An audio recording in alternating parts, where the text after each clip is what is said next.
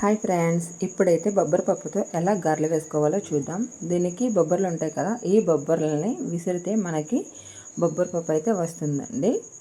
ఆ బొబ్బరి పప్పునైతే మనము తీసుకొని ఒక స్మాల్ గ్లాస్తో మనమైతే నానబెట్టుకోవాలి. మనం ఈవినింగ్ గారెలు వేసుకోవాలంటే ఆఫ్టర్నూన్ అయితే నానబెట్టాలి. బాగా నానిన తర్వాత మనం పొట్టు తీసుకోవాలి. పొట్టు అయితే తీసుకొని తెల్లగా వచ్చినంత వరకు మనం అయితే క్లీన్ చేసుకోవాలి. ఆ తర్వాత ఒక మిక్సీ జార్లో బొబ్బరిపప్పు, జీలకర్ర, అల్లం, పచ్చిమిర్చి వేసుకోవాలి. తర్వాత ఇలా గ్రైండ్ చేసిన తర్వాత ఉల్లి చెక్కు కోసుకొని వేసుకోవాలి. ఆ తర్వాత కొత్తిమీర ఉంటే వేసుకోవాలి. సో ఇక్కడ నాకు లేదు కాబట్టి నేనైతే స్కిప్ చేశాను. ఆ తర్వాత పాన్లో ఆయిల్ వేడెక్కిన తర్వాత ఇలా గారెలాగా వేసుకోవాలి. చాలా అంటే చాలా టేస్టీగా ఉంటాయి. బ్రౌన్ కలర్ వచ్చినంత వరకు కూడా మనం వేయించుకొని ఆ తర్వాత ఒక బౌల్లోకి సర్వ్ చేసుకోవాలి. చాలా టేస్టీగా ఉంటాయి, ఇంకా హెల్తీ ఫుడ్ కూడా.